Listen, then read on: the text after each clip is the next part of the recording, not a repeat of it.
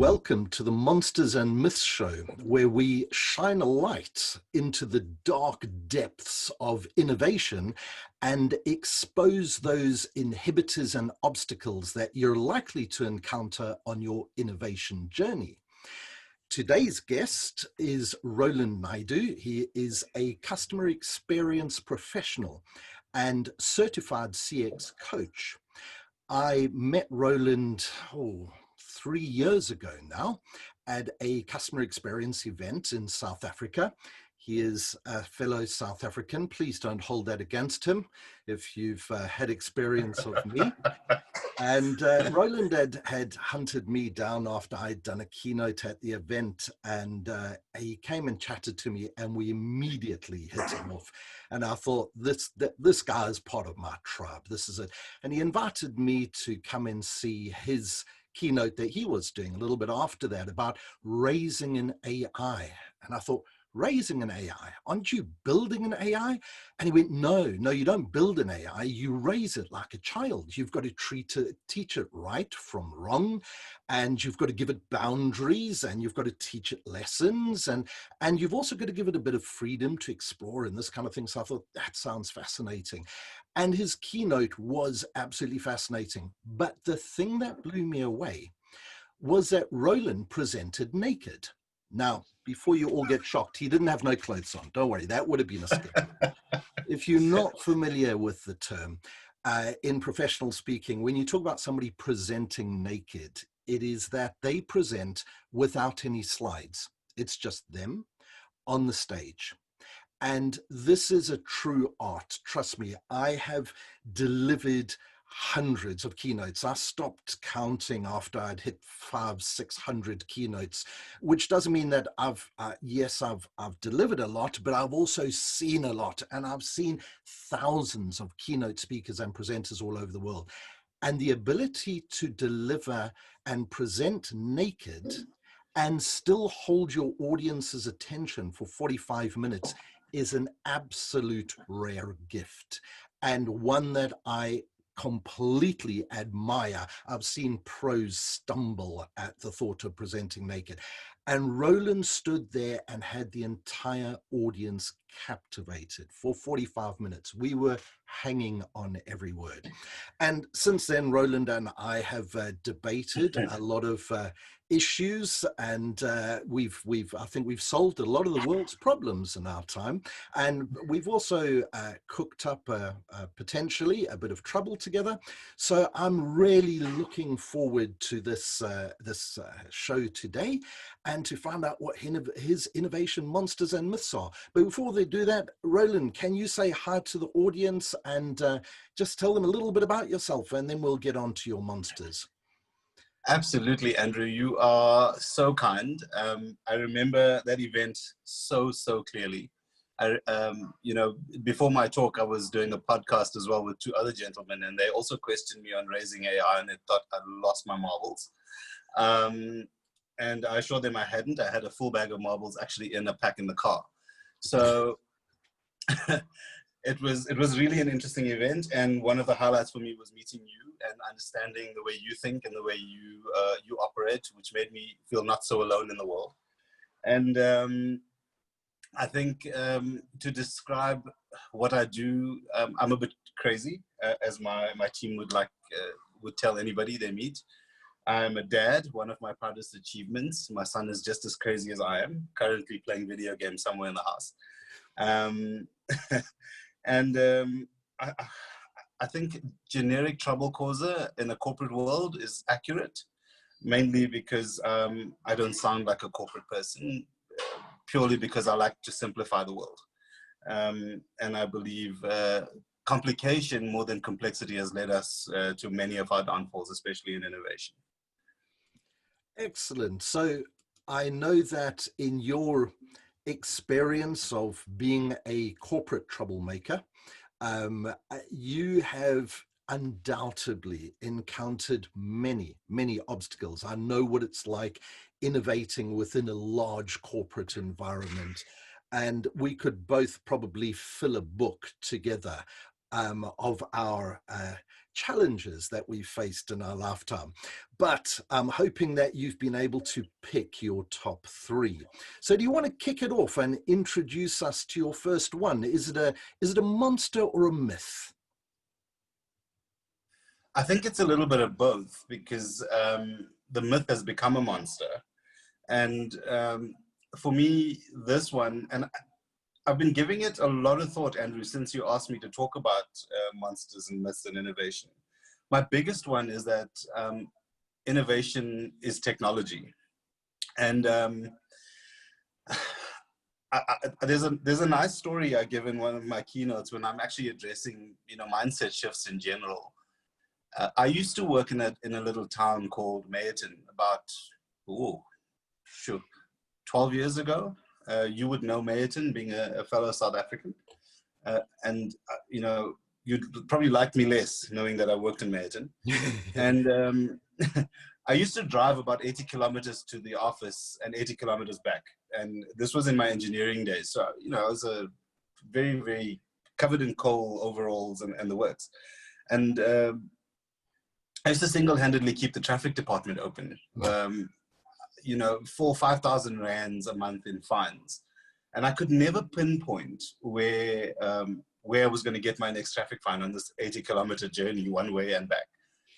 And one afternoon, I saw a kid it was under a bridge, and he was smiling the most beautiful smile.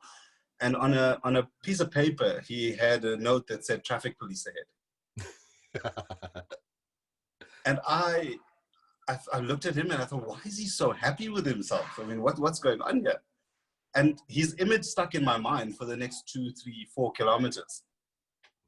I passed the traffic police, and at the next traffic stop, it was another kid saying, "Tips for telling you about the traffic police."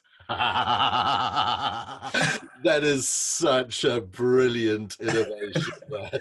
And I thought, wow, I'm an engineer with a master's degree in engineering, and I could not have come up with that. Oh, that is brilliant. I'm not going to tell you whether I tipped him or not, but I'm sure you probably would subscribe to that as a service these days. Everybody listening to this podcast from South Africa would subscribe to that technology. Not just South Africa, believe me. I promise you. And I think the interesting thing about it was that it was a kid, probably 12 or 13 years old. There was no technology. The most advanced technology involved in that innovation was a piece of chalk and a cardboard box. And it wasn't in the time of the popularity of AI and machine learning. And we'd all done a bit of AI and machine learning in engineering back in the day, but it wasn't popular. It wasn't pop culture then. And it still holds true today, Andrew, that we seem to think that finding the next best technology replacement or the next best thing in artificial intelligence or the massive hoo-ha around machine learning, deep learning, that's where the innovation is going to come from. And I think we forget that it actually starts with a need. Yeah. And I think Steve Jobs said it probably the best. You start with the customer need and you work backwards to the technology. You and I are both aware that new technologies are not coming out at the rate of knots anymore. Yeah. And people are still looking for the next big thing in technology. For me, it's the application of what exists and the need that it's meeting. That is the innovation.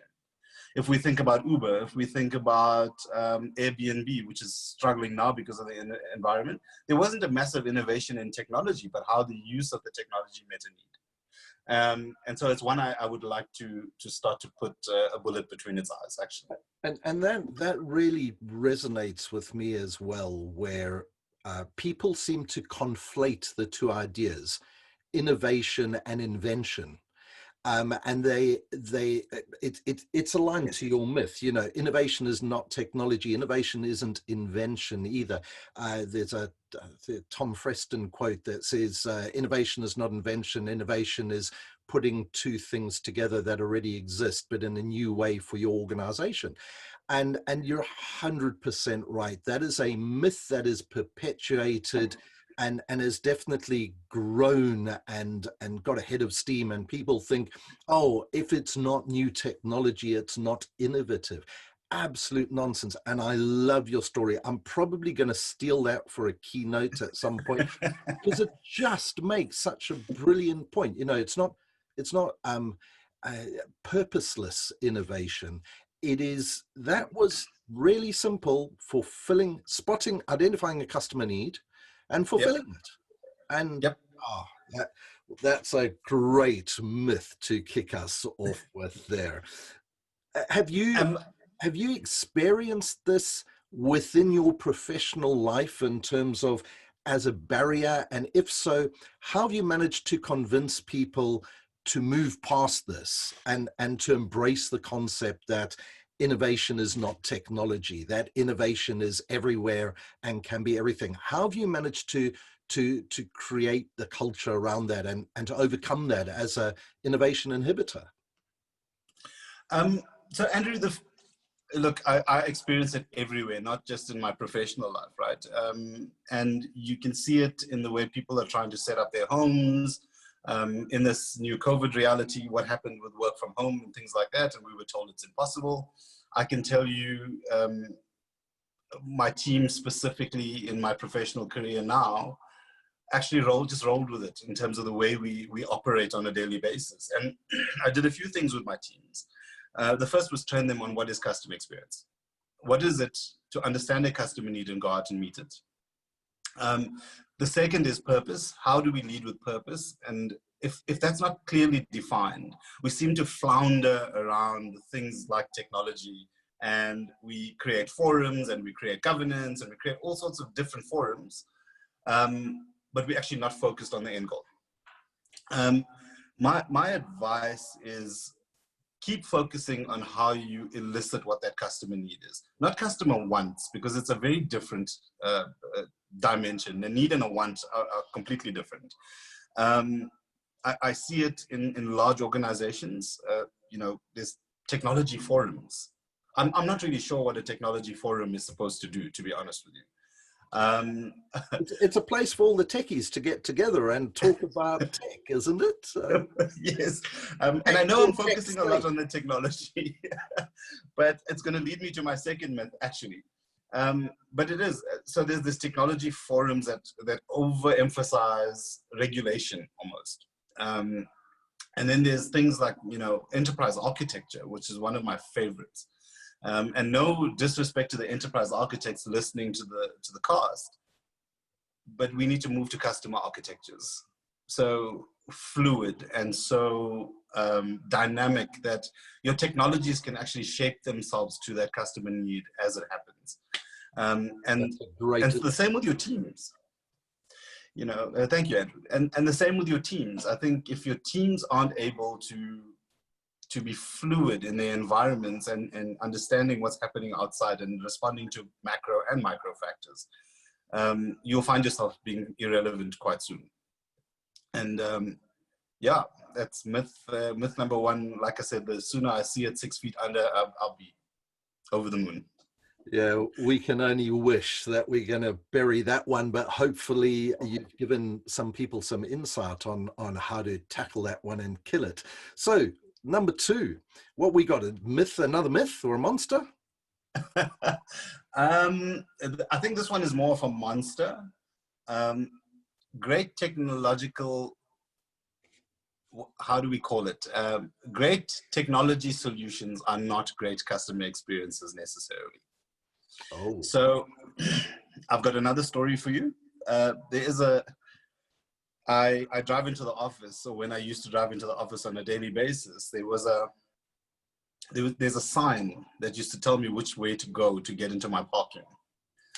And it was, you know, the first time I saw it, I thought, wow, it's a beautiful sign. It's actually perfectly white. I could see it from 100 meters away. The arrow was pointing in the right direction. It was at the right height, eye level with me. And I swear to you, the sign was trying to kill me because I couldn't see the oncoming traffic behind it.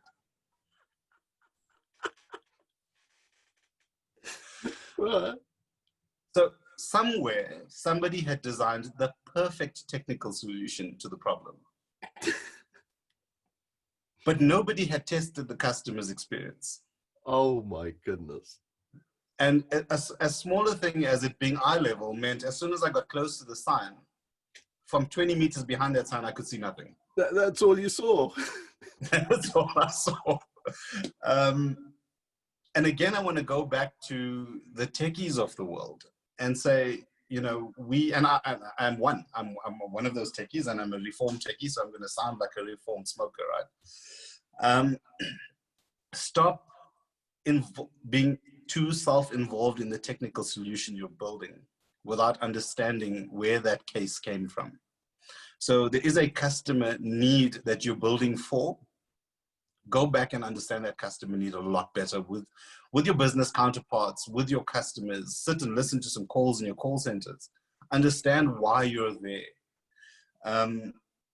Without understanding the why, you're not going to build a great solution for your customers. Oh yeah. Yeah, you're a fellow fan of Simon Sinek with Start With Why. Yeah, absolutely. Yeah, absolutely. Completely. That's another whole story. But that is, it's when particularly techies, and I myself am a reformed techie. No, I'm a lapsed techie. I love technology, but I don't love technology for technology's sake. I love technology that has a positive purpose and use. It's got to benefit somebody, me preferably. If technology can benefit me, great. But good tech to me is tech that does that has a positive outcome. It's not just technology for technology's sake. And it's just, you know, you see so much of it, the IoT stuff at the moment, that is pointless tech, absolutely pointless. And where it's damaging to the customer experience, I mean, that's just, can't carry on about that enough. And there's lots of examples but that too is a great example. I can just imagine. You haven't got a photo of that sign, have you, that you can share? Have they still got the sign there, or have they removed it? The sign is still there. Oh, please take a photo and send it. Maybe a photo. If you go into the office, because I'm sure that you're not spending much time in the office at the moment, but if you go into the office, just take a photo from the inside of your car of that sign, just to show it. I'll slip it into the video clip as well, and just this is a great example of but it's the monster is also where it's not just the techies, it's anybody that's involved in the solution becomes so blinded by their involvement in the solution that they can't see any faults with it.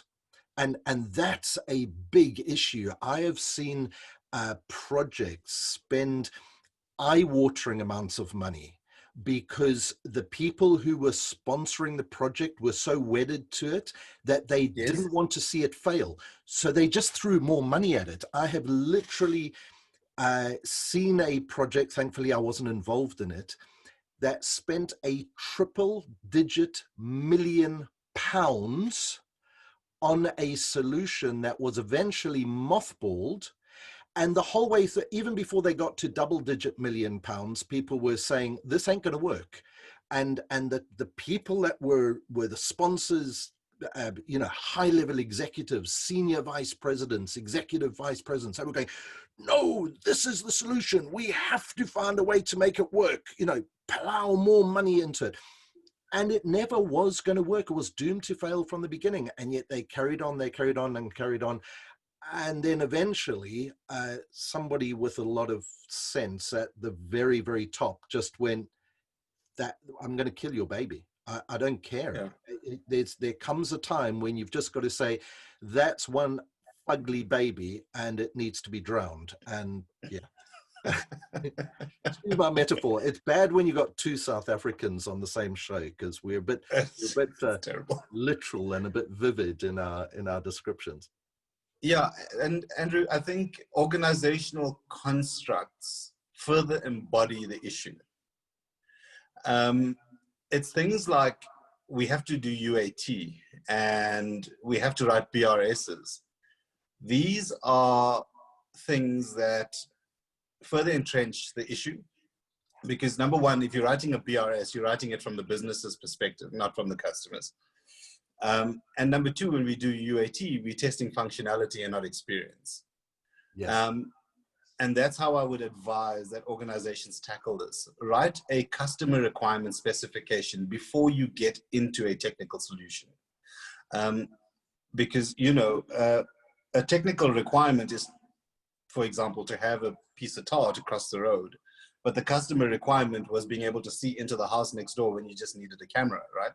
So it's just not feasible anymore just to have technical requirements, because the guys who are doing the customer stuff are going to eat you for breakfast day in and day out.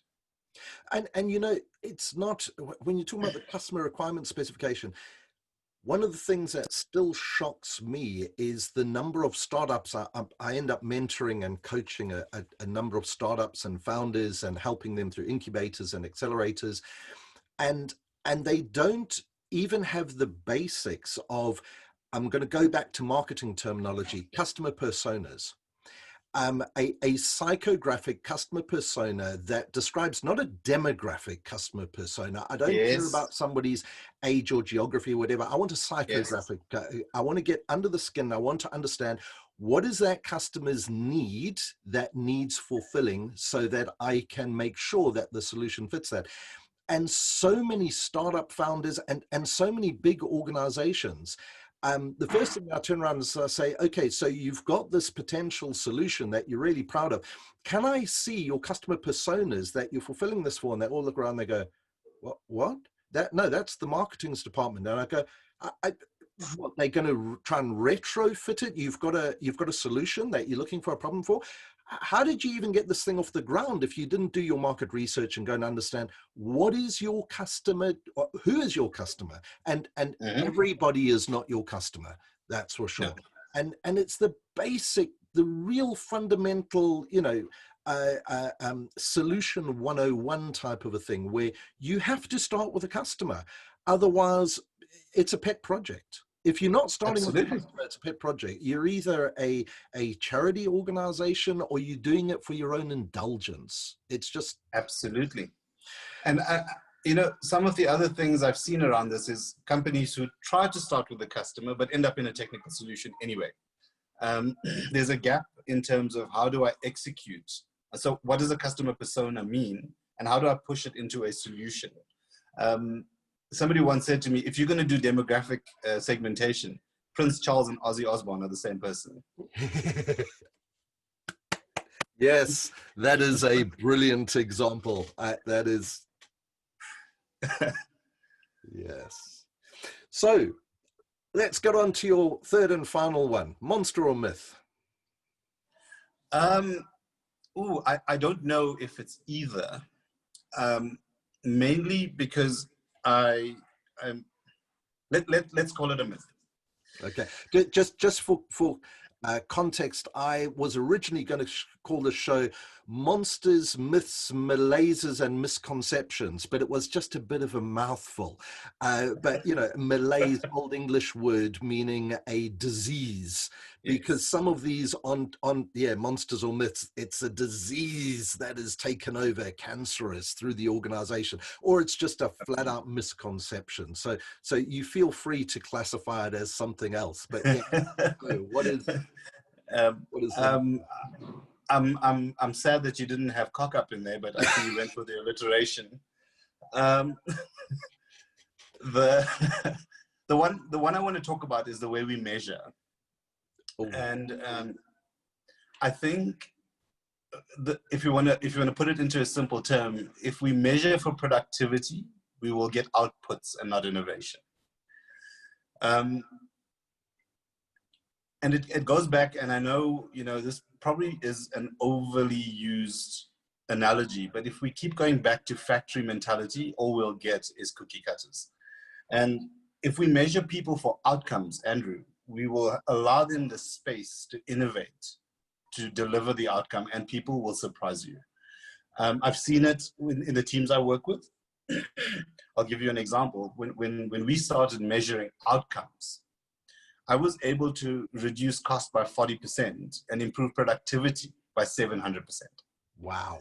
Geez, that's and a figure to sit up and take note. It is massive. It's not fluffy, you know. And when we measure outputs, we tend to constrain people into the things that they can do rather than the outcomes they're achieving. And that, for me, number one, it kills the spirit, and it kills the innovation spirit in an organization. Yet we have people who want to count hours on the clock. I have previously identified that as an innovation monster, the innovation accounting monster. And oh man, have I gone into battle with the innovation accounting monster so many times in my life. And I 100% agree with you. One of what my vivid experiences was having an argument with a CIO when I had been tasked with establishing an R&D unit, and the CIO said, you know, you've got to have some measurements and metrics around there. I want to see one POC being done every single month. I want 12 POCs a year. I said, sure, okay, you know, no problem. I'll probably do your 12 POCs in the first 3 months if you want to. And he looked at me and I said, well, will that get me my bonus? I said, POCs are easy. I can just fire up a POC for anything. He goes, no, they've got to mean something. I said, oh, so how are you going to quantify the POC then? You know, what's success? And he goes, well, it must be a product. I went, okay, you know, we'll go and brainstorm lots of products and we'll just generate products. You know, I won't say anybody's going to use them. He goes, don't be ridiculous. And we went round and round and round in this. And I said to him, look, here's a thought. Okay, let me propose this to you.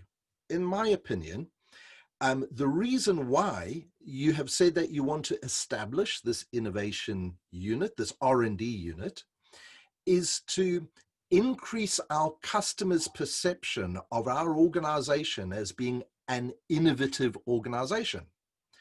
So why don't we measure whether or not their perception has shifted due to whatever activities we undertake?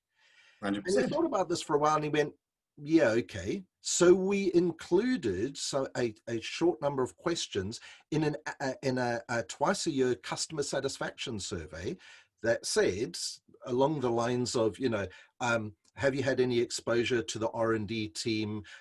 Has your perception of the organization changed due to their activities?